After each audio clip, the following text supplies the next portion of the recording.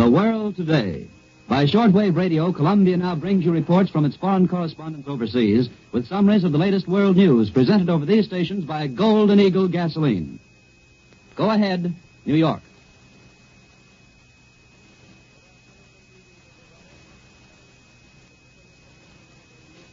The details are not available. They will be in a few minutes. The White House is now giving out a statement. The attack apparently was made on all naval and military activities on the principal island of Oahu. The President's brief statement was read to reporters by Stephen Early, the President's secretary. A Japanese attack upon Pearl Harbor naturally would mean war. Such an attack would naturally bring a counterattack. And hostilities of this kind would naturally mean that the President would ask Congress for a declaration of war. There is no doubt from the temper of Congress that such a declaration would be granted. This morning, Secretary Hull talked with the Secretaries of War and of the Navy. Now the two special Japanese envoys, Admiral Nomura and Special Envoy Kurusu, are at the State Department engaged in conference with Secretary of State Hull. Their appearance at the State Department on this Sunday afternoon emphasizes the gravity of the Far Eastern situation, where hostilities now seem to be actually opening over the whole South Pacific. Even more important than the visit of Tokyo's diplomats is this news which comes from Pearl Harbor and the news which comes from South Asia. Whatever the diplomats from Tokyo or the cabinet in Tokyo may be saying, there is a conviction in official quarters here that Japan has now cast the die. All the bits of information which came to the State Department and the Navy yesterday and today indicated that Japanese transports containing troops were steaming into the Gulf of Thailand. Japanese warships were providing a heavy escort. Having rounded the southernmost point of French Indochina, the convoy had as its only obvious destination Bangkok, the capital of Thailand. It was on the basis of this information that President Roosevelt sent to Emperor Hirohito of Japan his personal message last night, a message which appealed to the Mikado for restraint and peace. It seemed to be a final plea from the United States, and if the activities today are substantiated, it is a final plea.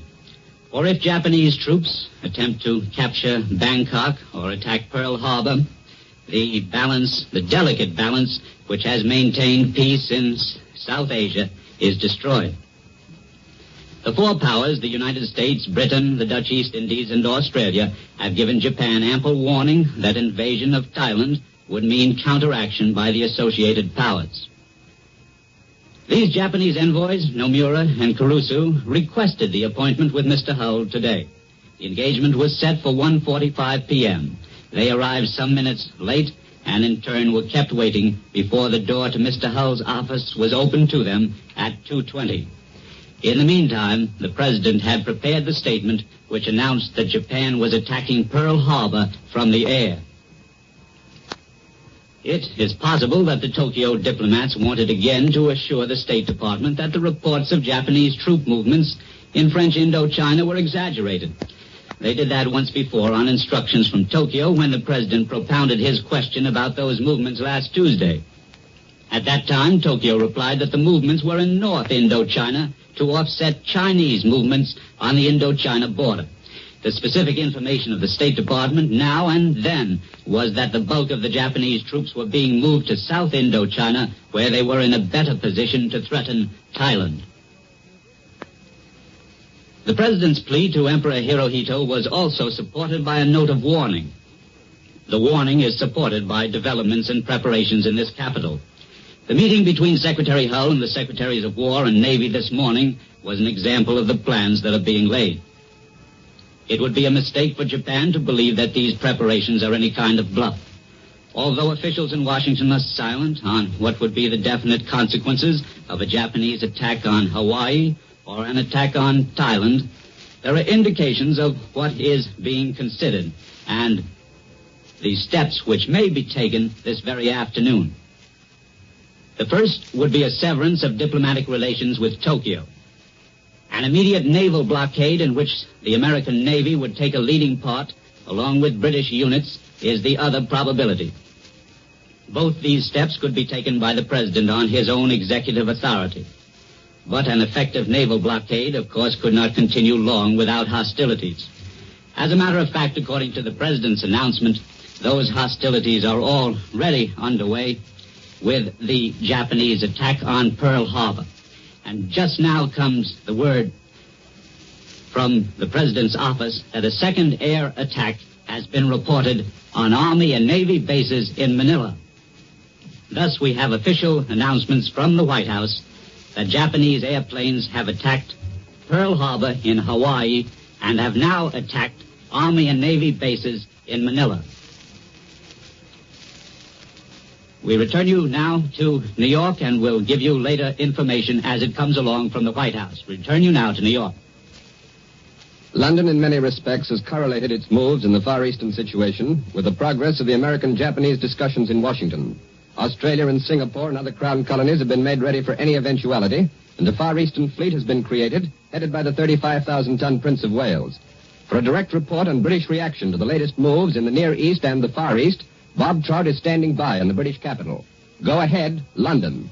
London heard its first news of the attacks on Hawaii and the Philippines from John Charles Daly in New York just a few moments ago.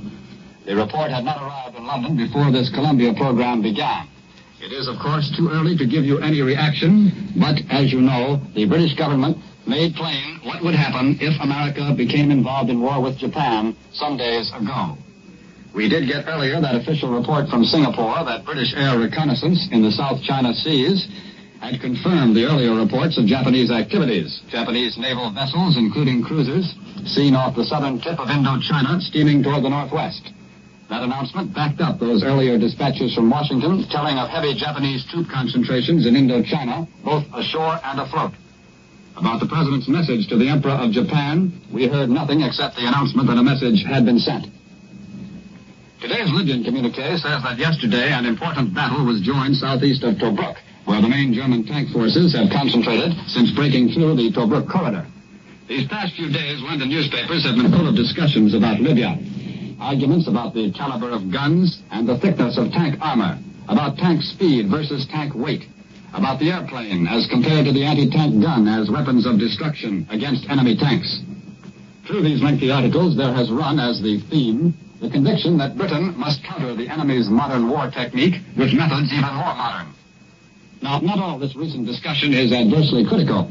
Some think that the British armed forces have already learned a lot from hard experience in this war, but there are complaints that, for example, while British tanks in the desert lay up at night like a defensive circle of covered wagons out west, the desert darkness is lit up with the flares of the Panzer repair squads patching up damaged German tanks for the next day's battle.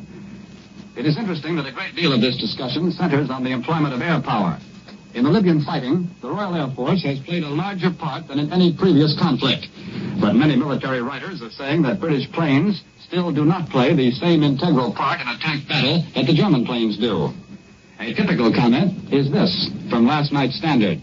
Nobody in his senses would argue that the fleet should be without its own fleet air arm. So why do we send our soldiers out to fight without the same coordinated weapon? That is some of London's reaction to the Battle of Libya. Later, I believe, we shall hear a report on this broadcast direct from Cairo. The British are disappointed about the recent experience of Dr. Julian Huxley in the United States. Just yesterday, the latest issue of The Spectator came out with some observations about British speakers in America. It said that Dr. Huxley is a speaker who will soon wear down any suspicion of propagandism. The British people I've met in London do not seem to think much of propaganda anyway. They think Britain's cause is good enough to stand on its own feet without any trimmings. They're more interested in the enemy's propaganda, which frequently causes amusement in London. German claims are printed in London newspapers, and the airwaves over Britain are full of German radio programs. Listeners can tune in whenever they feel like it. A listener with a powerful receiving set soon discovers that the German radio speakers have one story to broadcast to one country and another quite different story to put out someplace else.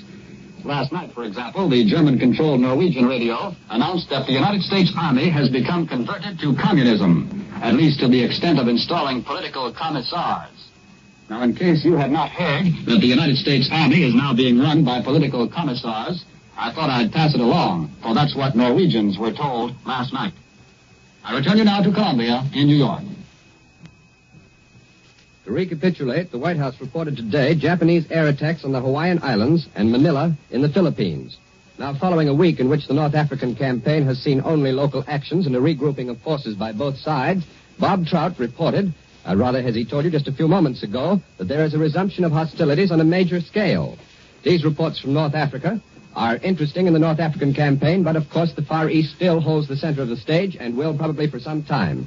Here in the studio with me is Major George Fielding Elliott, Columbia's military expert, who will analyze now these latest developments in the Far East. Major Elliott. The Japanese appear to be taking the offensive in an effort to delay and impede American operations in the Far East. Apparently confronted with a situation in which there was no escape except war, the Japanese have attacked the main American naval base in the Pacific at Pearl Harbor on the island of Oahu in the Hawaiian Islands. This attack is by air and can only come from aircraft carriers, since the Japanese do not have any bases close enough to the Hawaiian Islands from which to launch land-based aircraft. This is a very great risk for the Japanese to place aircraft carriers within reach of the very powerful naval patrol bombers and the long-range Army bombers on the island of Oahu. It is a risk which would only be assumed as a very desperate measure, one which may well result in the loss of the carriers that are making the attack, but may also gain for the Japanese important time to carry out operations in the Far East because of damage that they may inflict on the naval base and shipping in Oahu, and thus delay the proceeding of the United States Pacific Fleet to the Western Pacific. That is probably the Japanese object, and we don't know yet what success they've had in carrying it out. A Japanese air attack is also being made on Army and Navy installations at Manila in the Philippines.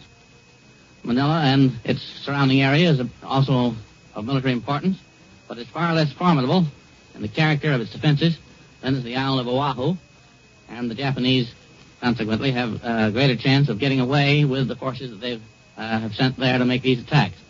The Japanese have probably 7 aircraft carriers in commission and an unknown number of carriers converted from merchant vessels. There are at least 3 or 4 of these, and perhaps more, with comparatively small numbers of aircraft, but together they make a formidable concentration, and they can use and operate about 20 aircraft from these converted carriers and anywhere from 30 to 50 aircraft from their larger carriers. These would include both scouting and bombing aircraft as well as fighters to protect the carriers, but in a case like this, a desperate forlorn hope business, they've probably concentrated on bombers and put every bomber on board the carriers that they will handle. They're expecting to take heavy losses, and these losses may be expected. The question is how much delay they have purchased for the carriers that they have risked. Whether there will be an actual attempt at a Japanese landing on the island of Luzon to back up the air attack on Manila is not known. It is extremely unlikely that there would be any attempt at a Japanese landing on the island of Oahu in the Hawaiian Islands. It is hardly probable that a Japanese expedition carrying troops in sufficient numbers to attack Oahu with any hope of success could have proceeded across the Pacific without some notice of it being had by our naval authorities.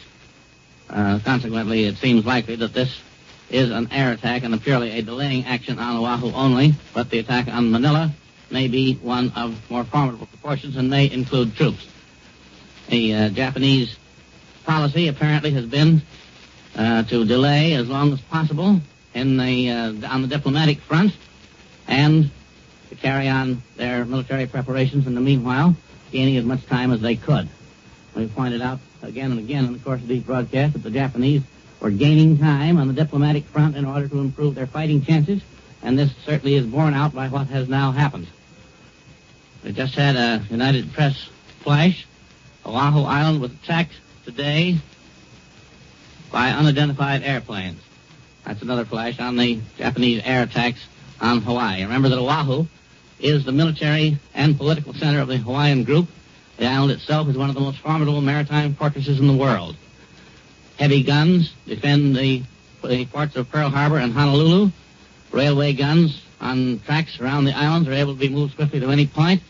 There is a very strong garrison, which even a year or two ago numbered about 25,000 troops, and probably now has been very considerably increased. There are powerful naval and army air forces on the island, including some of the Army's longest-range bombers, 4-engine bombers based on Hickam Field, so that any appearance of any Japanese force in the neighborhood is likely to suffer very severely as soon as they can be located by these long-range bombers.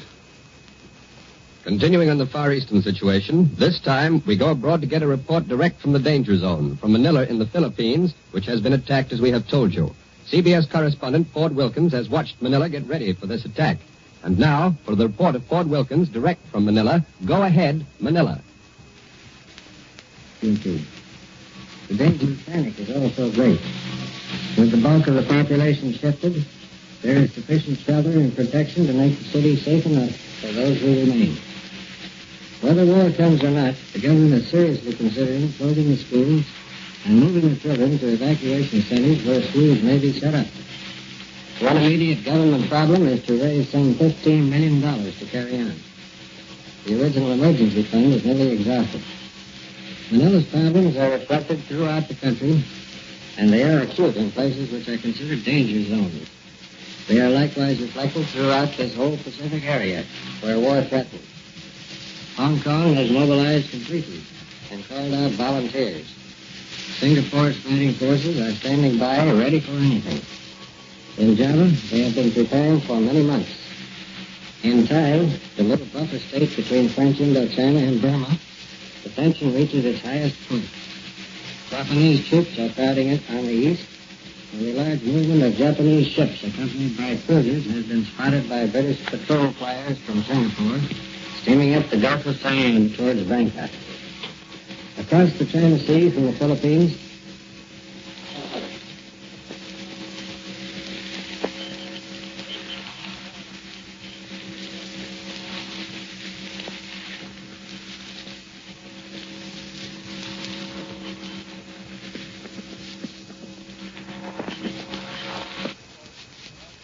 due to line troubles beyond... We return you now to CBS in New York. Broadcast a description of the attack made upon Manila. To carry on with the subject that he started to talk about, the sighting of transporters, or rather transports and cruisers, believed Japanese in the Gulf of Siam, moving towards Thailand. There is news that comes also from our correspondent in Singapore. He says that there are strongest indications there that Japan was about to launch a joint naval and land attack upon Thailand with the immediate aim of capturing the capital, Bangkok. Brown confirms the earlier report of Japanese merchant and naval ships sighted off Pointe de Camo at the southern tip of Indochina and believed to have come from Saigon and Cam Bay. Major Elliott is still here in the studio beside us, and this report raises a point which I think perhaps he may be able to clear up for us. Major Elliott, do you think that this attack upon Manila and the attacks upon the Hawaiian Islands may be to cover the attacks to be made by these transports and cruisers sailing up into the Bay of Siam and supposedly sailing up there to attack Bangkok? I think very likely that's the case, Mr. Daly. The Japanese would fear, above everything else, the arrival of the United States Pacific Fleet in those waters. When that got there, if Manila was still open to it, it would be able to cut the line of communications between Japan, between the home bases in Japan, upon which everything depends, and the Japanese armies in Indochina, which have no land connections at all with the main Japanese armies in China. So that the attack on Pearl Harbor is undoubtedly intended to delay the arrival of the Pacific Fleet by doing what damage is possible. And if the carriers that make it are sacrificed, why, that's just too bad. Major Elliott, Cecil Brown, reporting from Singapore, also described British naval patrols as very active, and all units of the British Far Eastern Fleet, recently bolstered by the Prince of Wales, one of Britain's newest and biggest battleships, ready for instant action.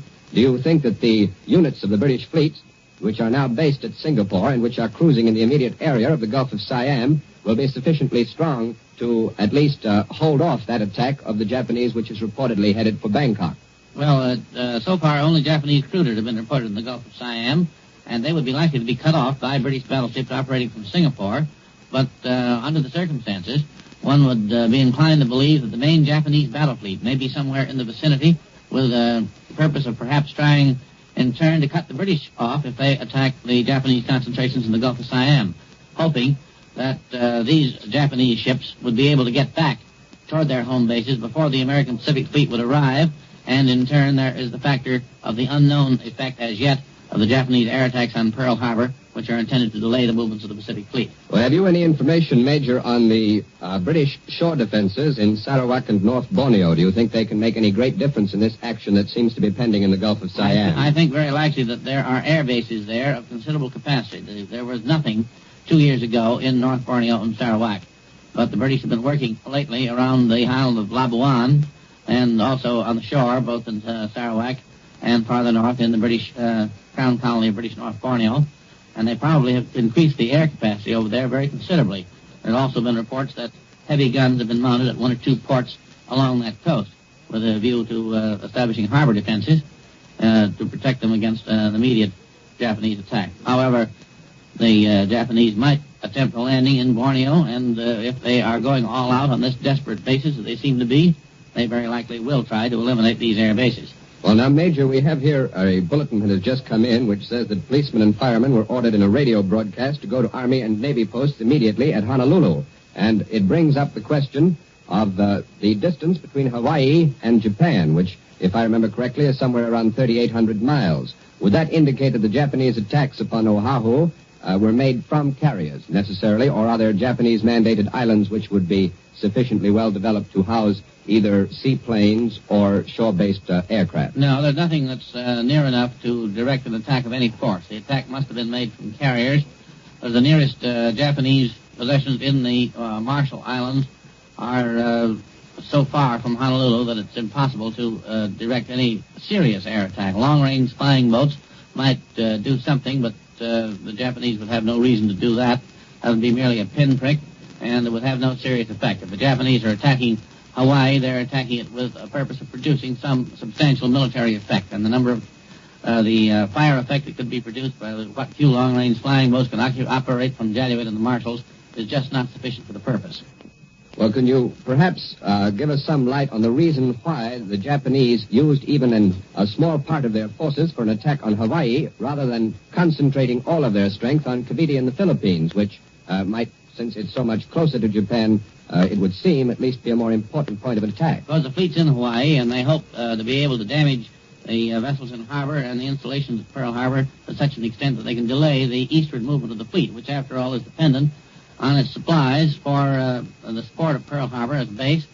The more damage they can do to the base and to the ships that are still there, of course we don't know the exact disposition of the American fleet, the more they can delay any vigorous action by the United States fleet in the Western Pacific because of the distances and the supply problem. Incidentally, the movement of policemen and firemen to important posts in Honolulu suggests the possibility that there may be some sort of a rising among the Japanese population of those islands. There are 150,000 Japanese live in the Hawaiian Islands, and some of them may be inclined to make trouble. Our authorities are supposed to have had this problem very well in hand, and we don't know yet, of course, whether anything of the sort is true or not. Thank you very much, Major Elliott. And now, Elmer Davis, CBS News analyst, who was hurriedly called into our 17th floor studios as news of this new break in the Far Eastern situation came in, is ready to analyze to some extent the political effects of this latest move by Japan. Elmer Davis. Well, the most interesting thing, Mr. Daly, is that it was a week ago yesterday that the Japanese said they wanted 2 weeks more for negotiation. It was obvious that they were allowing themselves a limit, hoping that our military and naval forces would take them seriously, which obviously, we presume at least, they have not done. Since they only actually wanted 1 week, it seems that our forces are probably ready in both, we hope at least, in both Hawaii and the Philippines. And consequently, the Japanese move is probably anticipated in those points. We just have a bulletin from London that President Roosevelt's announcement of Japanese air attacks on United States Pacific bases staggered London, which awaited fulfillment of Prime Minister Churchill's promise to declare war on Japan within the hour if she attacked the United States. Well, of course, the United States and Japan are not formally at war. However, it seems probable that in view of the Japanese attacks, this is only a question for the reassembling of Congress tomorrow, since if you have actually been attacked by the enemy, you can do but little else. Here more detail direct from the front, from Honolulu. The smoke of anti-aircraft guns rose over the Pearl Harbor Navy Yard. Heavy smoke also drifted up from Hickam Field in the Pearl Harbor area, apparently from fires. Witnesses said fires broke out on Ford Island. The Japanese attack was evidently well planned, and they seem to have aimed at the principal points that they should have attacked. And meanwhile, of course, President Roosevelt's message to the Emperor of Japan is one of the questions which has now passed into history. Ford Island is the Navy Air Base. Hickam Field is the Army Air Base, the Army bombing field, and it is apparent that the Japanese, who presumably attacked from carriers, as Major Elliott has pointed out, were trying to head off the reprisals from the Army and Navy bombers, which might possibly come back at the carriers from which the Japanese planes set off. This doesn't leave very much for Admiral Nomura and Mr. Kurusu to say in Washington. They have served their purpose, Mr. Kurusu particularly. It might be remarked, so far as Admiral Nomura is concerned, a man who has many friends in this country, who has long been well known here, that he is presumably the kind of Japanese with whom we could have got along in past times if his government had not been a government of a different sort. Admiral Nomura is a man who is well known, as I say, and who is well liked by many Americans, and he is a reminder that there is still a type of Japanese in Japan, although they have had but little to say about their government policy in the past 10 years, with whom we could get along if they were in power, and who are perhaps the best hope of eventual good relations between America and Japan, but something else will have to be done first. Another bulletin from Hawaii that the attack was made by 50 unidentified airplanes, and that the main targets appeared to be Hickman Field, the Army bombing field, and the great naval base at Pearl Harbor. Several planes were shot down. This again, as I say, seems to reduce to futility all the diplomatic negotiations that were going on, but it seems probable that a statement of American policy and of the history of the recent negotiations is likely to be given out soon, which will show the efforts that our government has made to avert hostilities and to keep the Pacific question on a basis in which some peaceful settlement might still have been possible. Now it appears that the Japanese have positively rejected that. Perhaps only a faction of the Japanese, but the faction which is now controlling their army and their navy, and the faction which is in control of the government, so that that settlement of the issue is ruled out. It was said when General Tojo became premier that when we once had an army man at the head of the Japanese government, it would be possible to make an arrangement with them, because the army would no longer be in the background sabotaging any arrangement that might be made by civilian rulers of the country. The Japanese Army and Navy, of course, have a peculiarly powerful position inasmuch as they report directly to the Emperor, and it was not possible, or at least has not been proved possible in the last 10 or 15 years, for any civilian government to follow policies which the Army and Navy disapproved. And the argument when General Tojo came in was that now at last we had one of the ruling clique in control of the government, and an agreement made with him was something that would stick. But it appears that this particular ruling clique had no idea of making any agreement at all, that the sole purpose in their negotiations at Washington was to gain time and to endeavor to throw American military and naval forces off guard, an endeavor which we hope has not been successful, so that they might make their attacks and head off American military and naval operations which might constrict Japanese operations in the Far East. Thank you, Mr. Davis. We have been on the telephone with our station in KGMB, which is in Honolulu, and they report to us that the attacking planes number between 50 and 100, that the air raid is still on, and that the anti-aircraft fire can be heard in a steady drone as the attacking planes come in. As Mr. Davis told you, we received a bulletin just a little while ago which reported that there have been some of these, what Honolulu calls unidentified planes shot down. And this latest report now from KGMB is all that we have to the moment. We will continue to receive reports from there, also from Washington, on the developments in our relations with Japan, the relations which will tell very shortly the story of what is to happen in the months that are to come. And Columbia will bring you important news bulletins during the broadcast of the New York Philharmonic Society, which follows this program, and will also bring you a summary of all developments at the intermission time. This is the Columbia Broadcasting System.